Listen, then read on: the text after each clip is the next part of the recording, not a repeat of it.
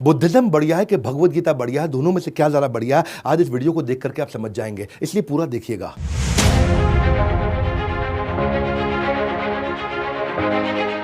कुछ सवालों को ध्यान से सुनिएगा।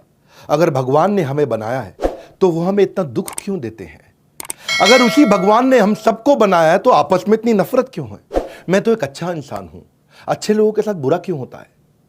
एक दिन सबने संसार छोड़ के जाना है, तो किसी के जाने से फिर मुझे दुख क्यों होता है? ये सारे सवाल आज से 2500 साल पहले, अगर एग्जैक्ट कहूं तो 2600 साल पहले एक इंसान के मन में आए थे, जिनका जवाब ढूंढने के लिए उसने रातों रात अपना महल छोड़ दिया था। नमस्कार, विवेक बिंद्रा बोल रहा हूं, फाउंडर एंड सीईओ बड़ा बिजनेस.com। खड़ा होकर आ गया हूं एक के बाद एक, हर संडे को सुबह 8 बजे पावरफुल केस स्टडी लेके आ रहा हूं। और आज बात करेंगे श्री गौतम बुद्ध की, द फाउंडर ऑफ बुद्धिज्म।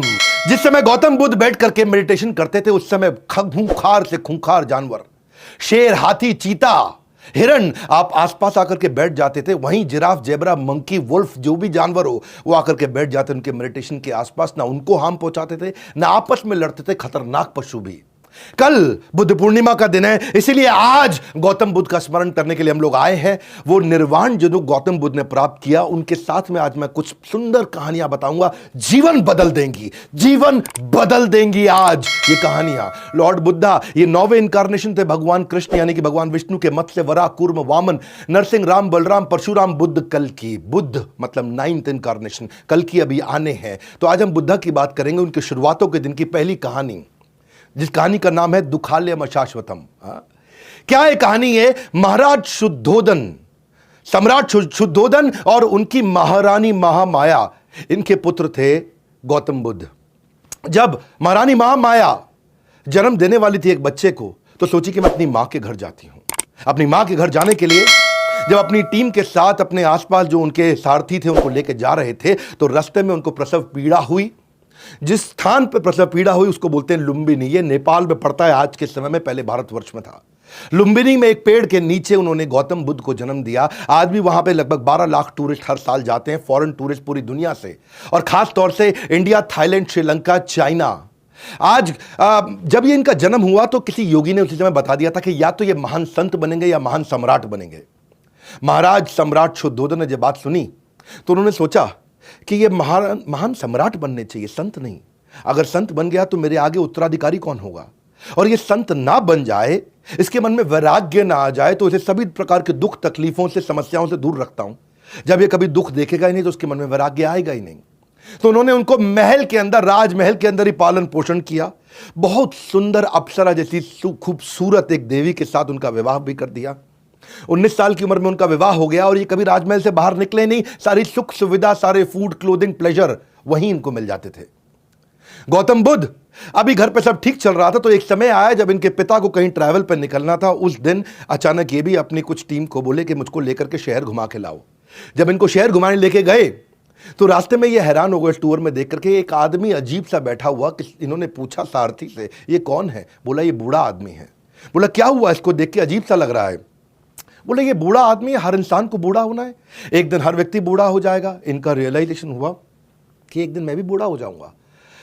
आगे गए तो उन्होंने देखा कि एक आदमी करहा रहा है, सड़क पर लेटा हुआ है। उन्होंने पूछा क्या हुआ? बोले ये बीमार है।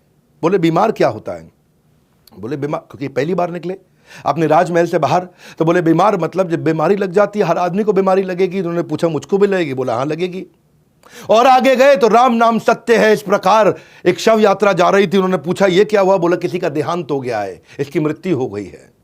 उन्होंने बोला वो क्या होता है? बोला हर व्यक्ति का देहांत होता है, मृत्यु होती है। इन्होंने कहा क्या मेरी भी हो जाएगी? बोला आपकी भी होगी। उस दिन गौतम बुद्ध ने रियलाइज किया कि मैं यहाँ क्या कर रहा हूं, इन सब प्लेजर्स और नॉनसेंस में मैं कर क्या रहा हूं, मैं क्यों अपना समय बर्बाद कर रहा हूं? अगर हम सब ने जन्म, मृत्यु, जरा, व्याधि, ये चारों तकलीफें, यानी कि जन्म होना, उनकी डेथ होना, बीमारियां आना, बुढ़ापा आना, ये सबके साथ होगा। अगर तकलीफें, बुराइयां, परेशानियां सबके साथ आएंगी तो इसका मतलब क्या मैं यहाँ पे बैठ के आराम करता रहूं? यहाँ तो इसका अर्थ ये हुआ कि हमारे को जीवन मिला किसी हायर पर्पस के लिए। ये अपने आप को रोक नहीं पा रहे थे, छोड़ना चाहते थे, ये बाहर निकलना चाहते थे बहुत दिन से। वैसे तो योगी महात्मा ने पहले बता दिया था ये महान संत या महान सम्राट बनेंगे, तो उनके संत के लक्षण बाहर आने लगे। ये घर पे रह करके इनको स्ट्रगल होने लगा, ये पत्नी के साथ, इनको बच्चे के साथ में वो सुख नहीं मिल रहा था। ये इन सारे प्रश्नों का उत्तर ढूंढना चाहते थे, जो प्रश्न मैंने आपको बताए, जिसके लिए ये निकलना चाहते थे, नहीं निकल पा रहे थे। पर एक दिन रात को चोरी छिपे चोर की तरह चुपचाप उठे, पीछे मुड़ के नहीं देखे, निकल गए।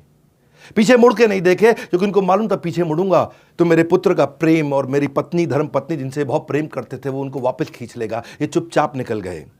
और भगवत गीता की लेसन, वो लर्निंग यहां पे क्या उन्होंने एस्टैब्लिश किया, भोग ऐश्वर्य प्रसक्ता नाम तया भृत चेतसाम व्यवसायत्मिका बुद्धि समाधो न विधीयति।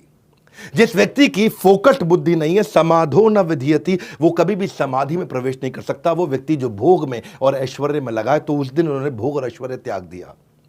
इनका कहना था, भगवत गीता का 13वें अध्याय का 9वां श्लोक, जन्म मृत्यु जरा व्याधि दुख दोषानुदर्शनम अनुदर्शनम अनुदर्शनम। इन्होंने सारे दुखों को, उसका अनुदर्शन, उसका दर्शन किया, उसको समझा, उसको पहचाना कि इस जीवन के अंदर जन्म मृत्यु जरा व्याधि, ये बहुत बड़े बड़े दुख हैं। अब ये निकल पड़े अपनी आध्यात्मिकता की खोज की यात्रा में। कई महीने साल बीत गए। आपको एक कहानी सुनाता हूं।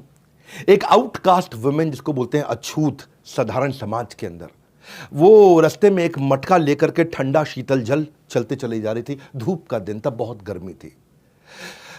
भगवान बुद्ध ने उसको रोका, कहा कि क्या तुम मुझे थोड़ा जल पिला सकती हो? बोली, ब्राह्मण मुझसे जल मत मांगिए, क्योंकि ये योर होलीनेस, मैं कंटामिनेटेड हूं, मैं दूषित हूं। उन्होंने पूछा, बोल के दूषित कैसे हो? बोले, क्योंकि मैं आउटकास्ट हूं, मैं लो कास्ट हूं, मैं नीची जाति की हूं।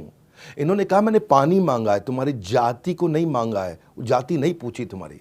वो बोले, हे ब्राह्मण, लेकिन मैं तो आउटकास्ट हूं। तो वहीं गौतम बुद्ध ने जवाब दिया, वो इंसान जो खुंदक खाता है, गुस्सा खाता है, लालची है, ईर्ष्या रखता है, द्वेष रखता है, बेशर्म है, जिसमें बुराइयां हैं, बेईमान है, पाखंडी है, वो नीची जाति का है। जाति जिसमें जन्म हुआ वो डिफाइन नहीं करती।